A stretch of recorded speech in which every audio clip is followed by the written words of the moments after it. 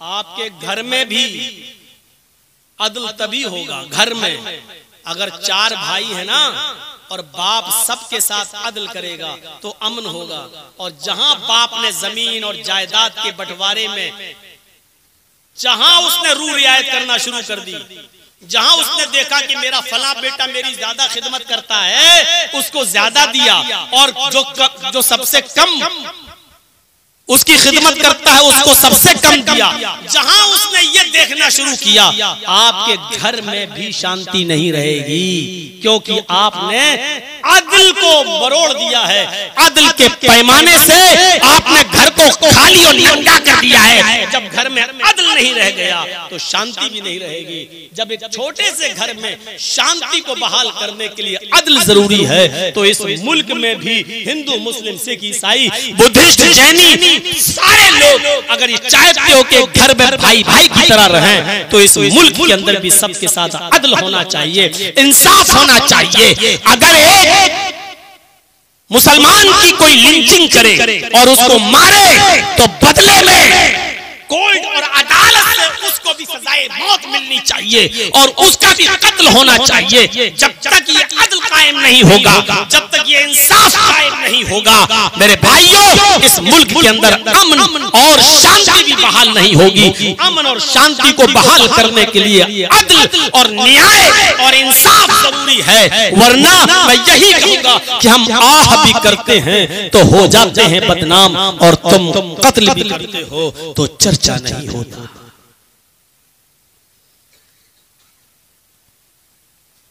आज देख रहे हो कैसे कैसे लोग और कैसे कैसे नेता लोग सब जेल में जा रहे हैं। लगता है जैसे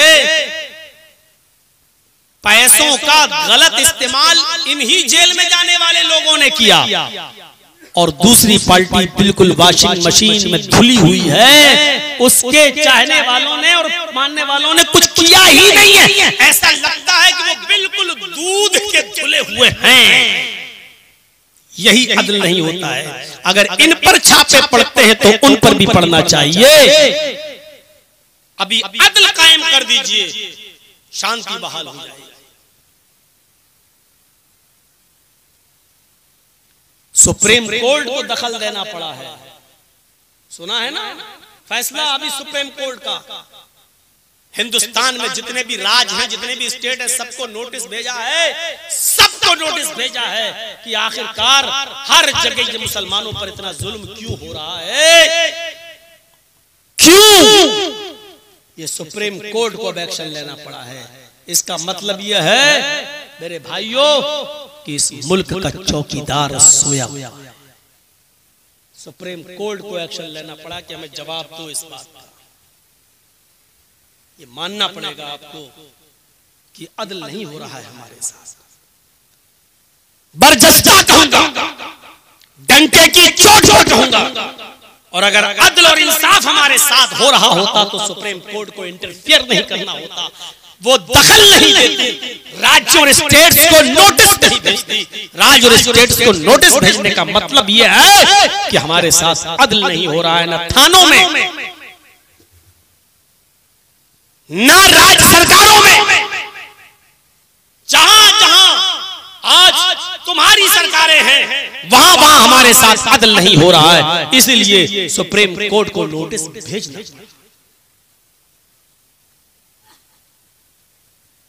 इंसाफ का तकाजा और इंसाफ का पल्ला जितना भारी होगा, उतना ही अमन पैदा होगा, उतना ही शांति बहाल होगी।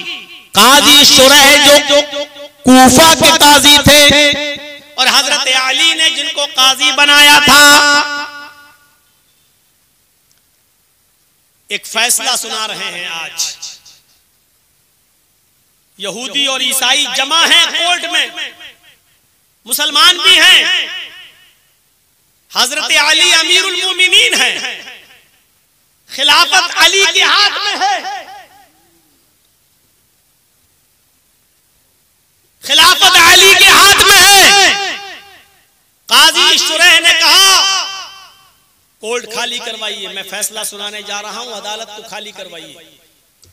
उनका पेशकार, जिसको दरबान कहा जाता था, पेशकार ने कहा चलो खाली कर दो, चलो चलो चलो। कुछ जा रहे हैं, कुछ नहीं जा रहे हैं। कुछ जिद्दी लोग होते हैं, जैसे कोई लोग धरना दे रहे हो और गवर्नमेंट का ऑर्डर हो हटाओ इनको, तो पहले प्यार से कहा जाता है कि छोड़ दो, अनाउंसमेंट किया जाता है खाली कर दो, और जब भी खाली नहीं किया जाता है तो लाठीचार्ज होता है। लाठीचार्ज से भी जब खाली नहीं होता है तो आंसू गैस वगैरह छोड़े जाते हैं। ऐसे ही काजी शुरैह के पेशकार ने देखा कि अब तो ये खाली नहीं कर रहे हैं, तो उन्होंने कोड़ा उठाया और हवा में ऐसे ऐसे लहराना शुरू कर दिया, और चमड़े का कोड़ा जो देखा लोगों ने तो भगदड़ मच गई और भागना शुरू किए, कोल्ड खाली करने के लिए भागे। एक आदमी पीछे से भी भागता हुआ आया, हजरते काजी शुरैह के दरबान का कोड़ा हवा में लहरा रहा था। ये भागा और ये सामने आ गया और एक कोड़ा इस यहूदी को लग गया।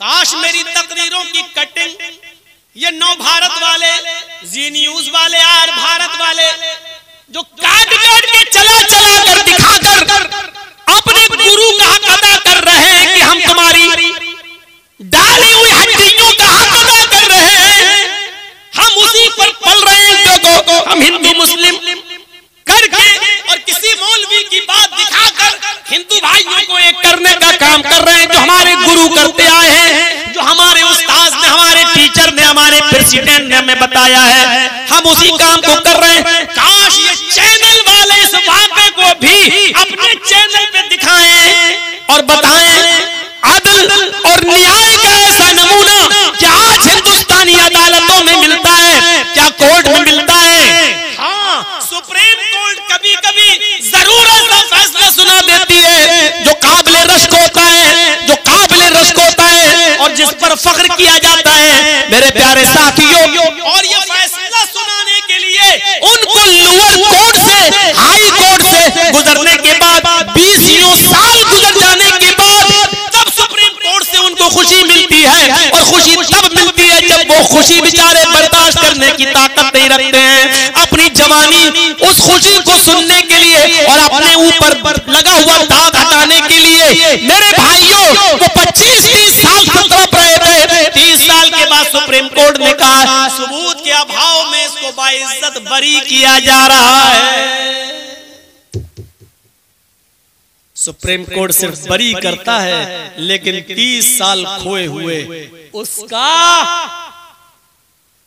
नुकसान नहीं दिलाता है।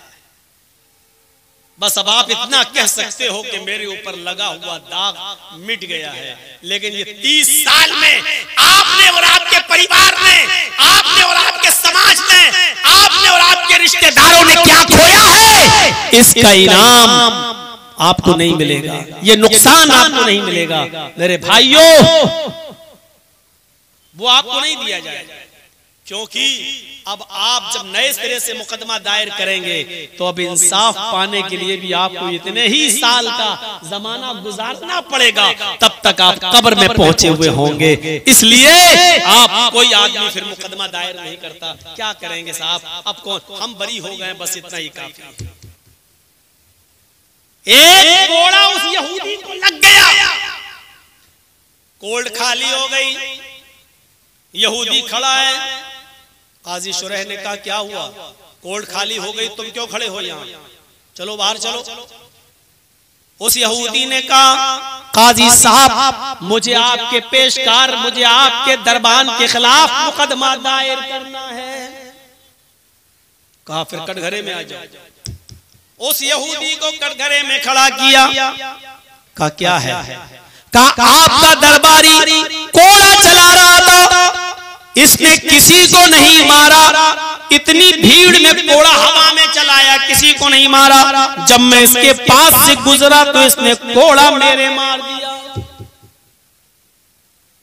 या तो सबको मारे जाते क्योंकि सबने कोर्ट भर दी थी, या फिर किसी को नहीं मारा जाता, लेकिन सिर्फ मुझे मारा गया है। काजी शुरैह ने अपने पेशकार से कहा तुम्हारे खिलाफ मुकदमा दायर है, अब तुम कुर्सी छोड़ो और इस कटघरे में खड़े हो जाओ। इस यहूदी ने तुम्हारे खिलाफ ये मुकदमा दायर किया है, सफाई में क्या पेश करना चाहते हो? उस पेशकार ने जो सफाई पेश की वो सुनिए। काजी साहब, मैंने तो आपका हुक्म मानते हुए कोल्ड खाली कराना चाहिए थी, मैं कोड़ा हवा में हिला रहा था, ये पीछे से आ गया, मैंने जानबूझकर कोड़ा नहीं मारा, धोखे से अचानक ही आ गया, इसलिए कोड़ा इसकी पीठ पर लग गया। काजी शुरैह ने कहा, ऐ यहूदी, वो ये कह रहा है कि अचानक और धोखे से कोड़ा लग गया है, जानबूझ के नहीं मारा। क्या तुम कुछ कहना चाहते हो? पूरा मौका दिया जा रहा बोलने का।